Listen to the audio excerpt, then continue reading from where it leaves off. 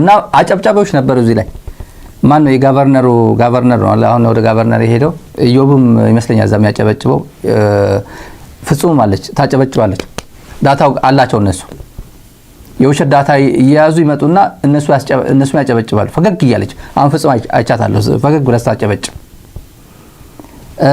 ይሄን ስለ 23 ሚሊዮን ድህነት ከድህነት ወለል ማውጣታናል ነው የሚለው ብልጽግና እኛ የሰማነው ምንድነው በየአመቱ የዶች ቁጥር ኢትዮጵያ ምድር ላይ እየጨመረ እንደሆነ የሰሞኑ ዳታ ምንድነው የነው ወርልድ ባንክ የና አይኤምኤፍ ዳታ ምንድነው የሰሞኑ የወርልድ ባንክ የሰሞኑ ነበር ምንድነው የሚለው 43 አይደለም ገናም ይቀጥላል ነው የሚለው ገና እየቀጠለ ይሄዳል በአብይ ከመምጣቱ በፊት የነበሩት የተወሰነ ባይለማራም 2018 2017 ይመስለኛል የወጣው ሪፖርት ነበር የኢትዮጵያ ፖቨርቲ ሬት 23 ወደ 23% ወርዶ ነበር የመጨረሻው 2016 ወደ 33 ነበር እንደ ሀገር 23 ነበር እንደ ለምሳሌ ትግራይ ከሀገራዊ እንትኑ ትግራይ ድህነቱ ይጨምር ነበር 27 ነበር የትግራይ ከናሽናል ሬቱ ከፍታ ትግራይ ነበር ወርቅ በወርቅ ሆናለች የምትባለው የትግራይ ነበር 27 ከፍተኛ አይነበረው አማራ ክልል 26 ነበር ድህነት ለበሉ እኔ አይደለም እናገር ዳታ ማምጣት ያው ጉግል አርጋችሁ ማግኘት ይችላልላችሁ ቀላል ነው 26 ነበር ከናሽናል ፖቨርቲ ሬት በላይ ትግራይ 27 አማራ ክልል 26 ነበር እና አት ናሽናል ሌቨል ግን 23% ደርሶ ነበር ይሄ ነገር ወዴት ነው ሄደው 2021 ላይ ጦርነቱ ከተጀመረ ልክ ከ3 አመት በኋላ 39% ደረሰ በ2021 ማለት ነው ዳታ የነሱ ጉዳይ ነው የምናወራው እኮ ከዛ ሄደ ተምዘገዘገ አሁን ወደ ከዛ ምንድነው አሁን 2025 አይደል 43% ገናም ይጨምራል ነው የሚለው ሰውየው ግን ቁጥር ጭምር እዚህ ጋር ያጭበረብራል ቁጥር ጭምር የድህነት ሁላ ቀንሰናል ነው የሚለው ድህነት ጨምሯል ከፍ ያለ ነው ያለ ዳታ ያው ብዙ ኢኮኖሚስት ይኖራሉ እዚህ ላይ ብዙ የፋይናንስ ዕውቀት ያላቸው ሰዎች ይኖራሉ አብረው ነው ሲያጨበጭው ያየናቸው እና አንድ ልጨምርላችሁና እቺ 8.3 የምትባለዋ መዘዝ ይዛ መጣለች መዘዝ ሲሪየስ መዘዝ መክፈት ይችላል አፎርድ ማለት ይችላል ያዝ አሁን ካገኘው አይኤምኤፍ ፕሬዲክት ካደረገው በላይ አግኝታል ክፈለኝ አቅም የለኝም ሲል ያሉኝ ህጋዊ አማራጮች እጠቀማለሁ ህጋዊ አማራጮች እጠቀማለሁ አሁን ያልኳችሁ አዲስ ስታንዳርድም ዛሬ የዘገበው ያስዋየዋችሁ ነበር አይደል የሪፖርተርም ይሄ አይ ቲንክ ዛሬው ሪፖርተር ያወጣ ይመስለኛል አይቻለሁ የዋናው ግን ሮይተርስን ተመልከቱ ሌጋል አክሽን ነው የምናየው ከዚህ በኋላ ሌጋል አክሽን ላይ ትኩረት እናደርጋለን ህጋዊ እርምጃ ገንዘባችን የምናገኝበት ህጋዊ እርምጃ ላይ ትኩረት እናደርጋለን ህጋዊ እርምጃ እንዴት ነው የሚያደርጉት የኢትዮጵያ ሀብት ለምሳሌ ቻይና የሚበራ አውሮፕላን ጠልፎ ሊያስቀሩ ነው ወይ የኢትዮጵያ ኤምባሲ ሊዘጉ ነው ወይ ምናቀው ጉዳይ የለም ህጋዊ የዕውቀት የኢኮኖሚክስ ዕውቀትና የዓለም አቀፍ ተመሳሳይ ተሞክሮ ያላቸው የገጠማቸው ሀገራት እንዴት ገንዘባቸው አስመለሱ የሚለውን እናይበታለን እቺ 8.3 ጉዳይ ግን አሁን ወደ አጭበርባሪ ኖቤል ፒስ ፕራይስ አጭበርብሮ እንዴት ወደ ጦርነት እንደገባ የሚተርክ አንድ ጉዳይ አለ አሁንም እንዴት ወደ ጦርነት እየተዘጋጀ እንዳለ የሚዲያ ናሬቲቭ እንዴት መቀየር እንዳለበት ያሳየበት አንድ መረጃ ደርሶናል እቺ 8.3 ግን እንድገመላችሁ ሌላ ቀን ደግሞ ሌላ ጊዜ ሁለተኛ ኤክስፖርት ባለፈውም ተናግሬዋለሁ የኢትዮጵያ ኤክስፖርት ከ8 ቢሊዮን ያልፋል በዚህ አመት ሌሎቻችሁ ምን ያክል እንደምታዩት አላቁም አሁን ላንቺን የምናገረው እንደምታቂው የኢትዮጵያ ኤክስፖርት 4 ቢሊዮን መድረስ መከራው ነበር 8 ቢሊዮን ሚሊዮን አቅለን ማየት የለብንም እውነት ለመናገር በየቀኑ ተሰርቶ የመጣ ውጤት ነው እቅዱ 5.5 ነው ያሳካነው ከ8 በላይ ነው ይሄ ትልቅ ሰክሰስ ነው ይሄ ብር አብይ አህመድ አሁን ይሄን ሁላ ዶላር ገንዘብ አለኝ ዶላር አለኝ የሚለው ምን ያደረገበት ነው እንዴት ነው የኢትዮጵያ ገንዘብ የት ነው እየፈሰሰ ያለው ግንባታ ትምህርት ቤት ይገነባል ዩኒቨርሲቲ ይገነባል ሃይድሮ ፓወር የለም ኤሌክትሪፊኬሽን የገጠር ልማትም የለም ወርልድ ባንክ ይዞት የነበረ ፕሮጀክትም ኦልሞስት የለም የቴሌኮም ኤክስፓንሽን የለም ያው ለነ ሳፋሪኮም ምናምን ሰጥቶ አውትሶርስ አድርጎታል ሸጦታል።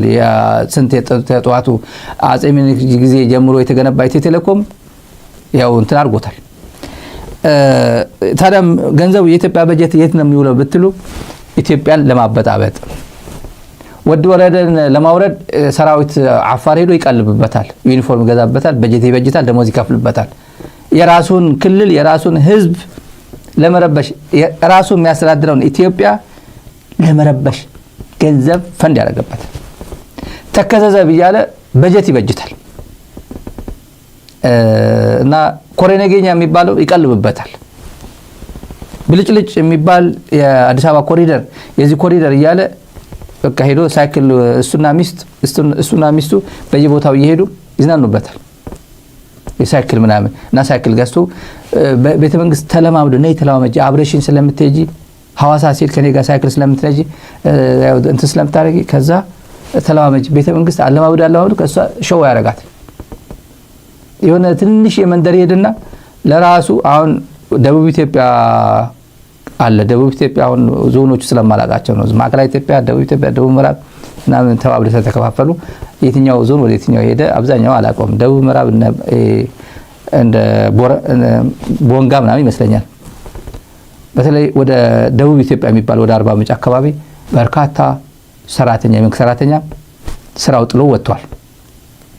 ደሞዝ የሚከፍለው አጥቶ 6 ወር 7 ወር ደሞዝ ያልተከፈለው ወጥቶ ሄዷል። እኔ አይደለም በመገናኛ ብዙሃን ራሳቸው ይሄን ያክል ወር አልተከፈለንም እያሉ የመጡ ናቸው።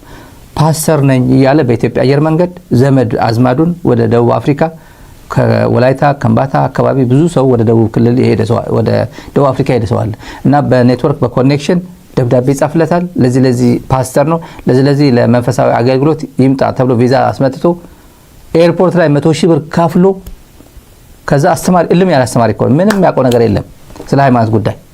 ከዛ ግን ፓስተር አገልግሎት ተብሎ ደቡብ አፍሪካ ይገባል። ሊሰደድ ማለት ነው። ይሄ እየተደረገ ያለው ብዙ ሰው የሚነግሩን እኮ እንደዛ እኮ ነው። እንዲህ የሚደረግበት ሄዶ ቀውጢ ነው። ከተማው ለምቶ ገጠሩን ጭምር ያለማ ነው እያሉ እነ ሬድዋን ሁሴን እነ ሙፈሪያት ካሚል ቁጭ አድርጎ እዚህ ጋር ፕሮግራም ራሱ በመንግስት ፕሮጀክት እዚህ 1-5-4 ቤቶችን ገንብቶ የሚገርም ነው። ሙዝ አለ፣ ስጋ አለ፣ እንቁላል አለ። ገበሬው እንደዚህ አይነት ምግብ እየበላ ነው። ከዚህ በኋላ መቀንጨር የሚባል የለም። ይሄ በልቶ ያደገ መቀንጨር አጋጥመው ያለ የኢትዮጵያ ሚዲያዎች ደግሞ ይሄን ያስተጋባሉ። የኢትዮጵያ ህዝብ ሪያሊቲ እሱ አይደለም። ይሄ በቲቪ የምናየው በቲቪ ያየው የጥቁር አንበሳ አንቱ የተባሉ የስንት ሚሊዮን ህዝብ አዳኝ የሆኑ ሜዲካል ዶክተሮች የሚያገኙት ምግብ አይደለም። አፎርድ የሚያደርጉት አይደለም። በመንግስት ማለት ነው። በላባቸው ጥረው ግረው በመንግስት ህዝባቸውን አገልግለው ህዝብን በማገልገል ይሄን ያክል ገንዘብ ይገባል ብሎ መንግስት የሚከፍላቸው ደሞዝ ይሄን አይነት ምግብ ለመመገብ አያበቃቸው። ትርፍ ስራ ካልሰሩ በስተቀር አያበቃቸው። ሰውየው ግን እነሱን አይደለም ስፔሻሊስቱ ፕሮፌሰሩ የጥቁር አንበሳ ምርጥ ፕሮፌሰር እነሱን አይደለም ያለ ተራ አርሶ አደረ እያንዳንዱ ቤት እንደዚህ ነው እየተመገብከ ያለው ብሎ ሲያጭበረብር ነው በሚዲያ የሚውለው። አጠገቡ ቁጭ አርጉ ኮልኮሌዎች አሉ የኮለኮላቸው አሉ። ሙፈሪያት አለች፣ ጌታቸው አለ። ብዙ ይሄ ሚኒስትሩ ምናምን አጨብጫቢ ቁጭ አርጓል። እዛ ተሞክረዋለን እኮ እያሉ እሱን በማሞገስ ላይ ይጣላሉ። የአይኤምኤፍ የተዋረደ አህመድ ሺዴ እዚህ ነው ዲሲ ነው ያለው። ዲሲ አሁን ተመልሶ ይሆን አላውቅም፣ ግን አይቼዋለሁ። አንድ ወደ ኤምባሲ አካባቢ እዛው ሲቀበሉት አይቻለሁ ባለፈው። አህመድ ከወርልድ ባንክ ጋር በጣም ችግር ነው። ወርልድ ባንክም በዚህ ችግር ነው። አይኤምኤፍም ችግር ነው። ከአይኤምኤፍ እና ከወርልድ ባንክ መበደር በጣም ከናት መቀነት መበደር ማለት ነው ሲል የነበረው መስክሮልናል። ዓለም እኛ እያስካሄድ ነው ያለነው ብድ የሪፎርም ምርጥ ነው ብሎናል ብሎ እኔ ዛሬም ጠዋት በማህበራዊ ሚዲያ ላይ በግል ማህበራዊ ሚዲያ ላይ ጻፍኩት ነበር። አንድ ከፍተኛ የአይኤምኤፍ ኦፊሰር የነገረናል የኢትዮጵያ ብር በብላክ ማርኬት ኖቬምበር ውስጥ 234 ብር ይመነዘራል ነው ፕሮጀክሽኑ። እሱ ነው ግምቱ። እሱ ነው አሁን እየሄደ ያለው። አሁን ስንት ነው ያለው? 170 180 ምናምን እዛ አካባቢ ነው። እኔ 180 አካባቢ ነበር ትላንት። ህዳር ውስጥ ኖቬምበር ውስጥ 234 ይገባል። በዚህ ላይ ኑሮ ውድነቱ ምንድነው? የት ነው እየሄደ ያለው? ብር ጨመር ካልጨመርክ ደሞዝ ጨመር ካልጨመርክ ምን ትርጉም አለው? የደቡብ ሱዳን ብር ማለት እኮ የደቡብ ሱዳን ብር እዛ ነበር ነው እኮ እንዲያውም አሁንማ ሰው ሚያዝ የሚጨበጥም አይደለም ዝም ብሎ በኩንታ ምናምን ነው እንግዲህ ንግድ እንትን የሚያደርጉት እንደዛ ነው እየሆነ ያለው ከዜሮ ጀምሮ ምን ይመስል ውድ የሚባል ብር የነበረው አሁን የት እንዳደረገው ከእንትና በታች ነው እንትና ነው የሚበልጠው ነው የሚባለው አሁን ደቡብ ሱዳን የምትበልጠው ኢትዮጵያ ሰውዬ ምስክርነት አለ እዚህ መንገድ IMF ወይም ወርልድ ባንክ የኢትዮጵያ ሪፎርም ችግር ውስጥ ነው ያለው ብሏል ለተባለው ምናልባት የመረጃ ስህተት እንዳይሆን በዓለም ላይ ምሳሌ ሊወሰድበት የሚገባ በመንግስት ቁርጠኝነት የተመራ ድንቅ ሪፎርም ነው ያለው ኖት የዛሬ ወር ትናንትና የአይኤምኤፍ ቦርድ ተሰብስቦ ትምህርት ሊወሰድበት የሚገባ ሪፎርም በኢትዮጵያ ተከናውኗል ነው ያለው ትናንትና ሪፖርቱን ማንበብ ትችላላችሁ ምንም ጥርጥር የለውም የኛ ሪፎርም በዓለም የፋይናንሻል ተቋማት የተመሰገነ ሪፎርም ነው በከፍተኛ ይሄን ያው ምስጋና ነው አህመድ ሺዴም እዚህ የተመሰገነ ነው እዚህ ወርልድ ባንክ ጋር ፈረንሳይ ደርሶ የመጣው ተመስግኖ ነው የወጣው ነው እያለን ያለው የኢትዮጵያ ህዝብ በዚህ ደረጃ ነው እየሸወዱት ያሉት የብልጽግና አገዛዞች ለማንኛውም ቆየት ብለን ከዶክተር ኢታና ሀብቴ ጋር ቀጣ ውይይት አለን ይሄን ጉዳይ አንዱ ጉዳይ እናደርጋለን ግን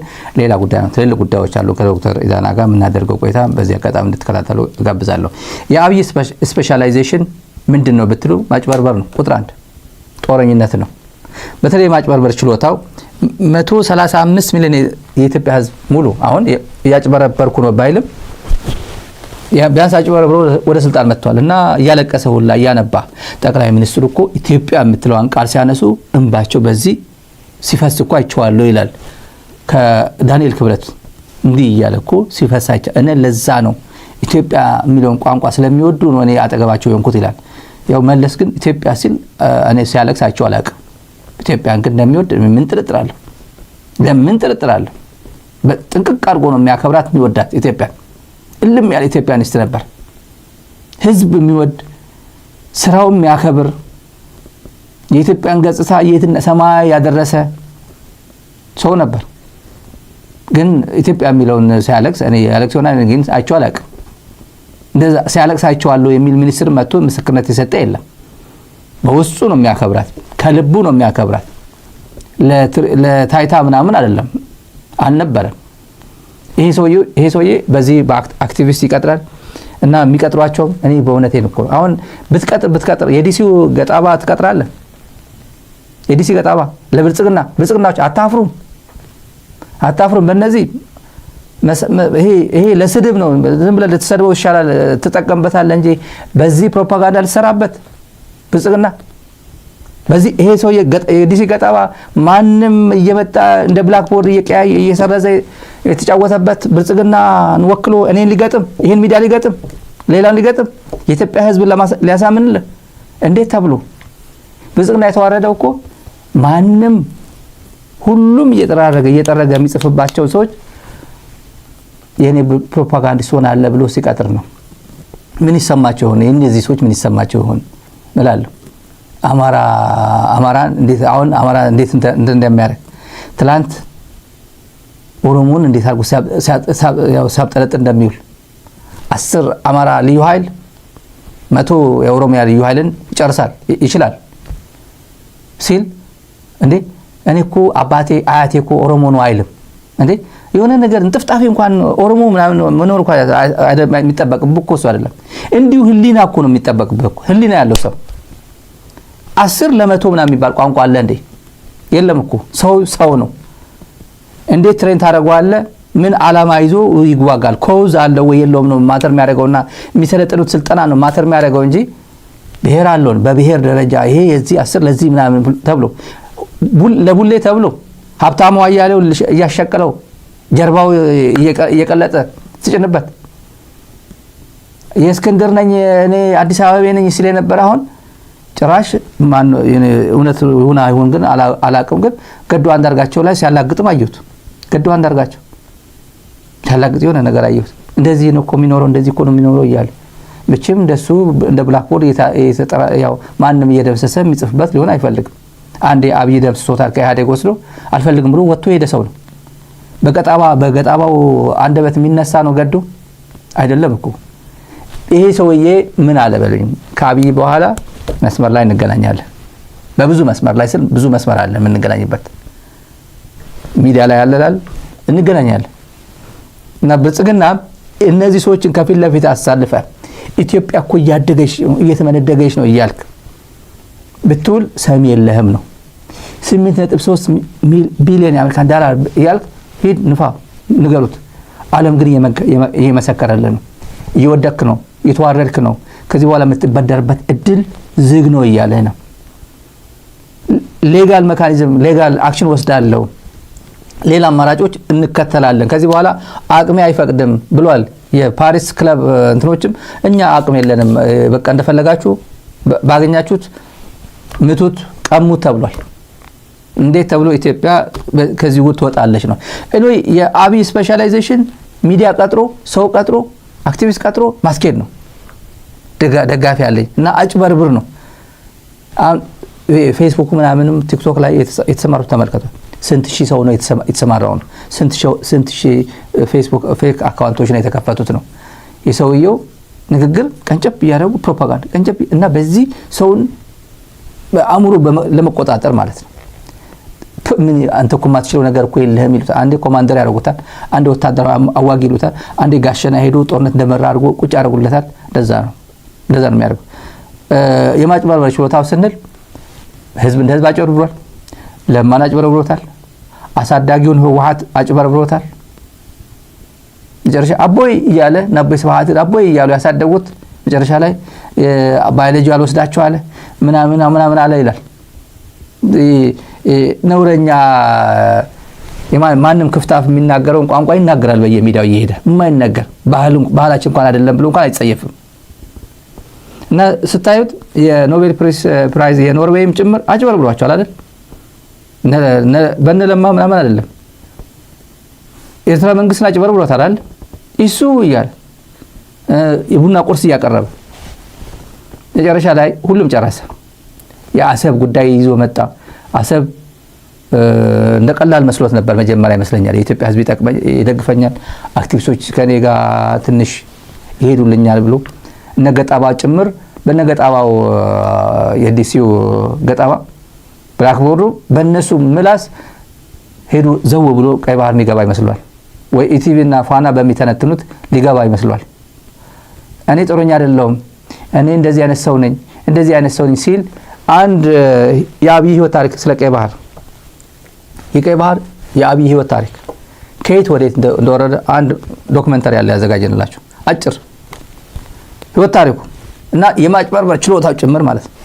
እና እምቢ ሲባል ወዴት እንደሄደ 20 years ago, I was a radio operator attached to an Ethiopian army unit in the border town of Badime. The town was the flashpoint of the war between the two countries.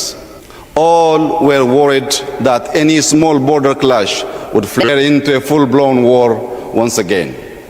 As it was, the war and the stalemate that followed were a threat for regional peace, with fears that a resumption of active combat between Ethiopia and Eritrea would destabilize the entire home region. And so, when I became Prime Minister about 18 months ago, I felt in my heart that ending the uncertainty was necessary. I believed peace between Ethiopia and Eritrea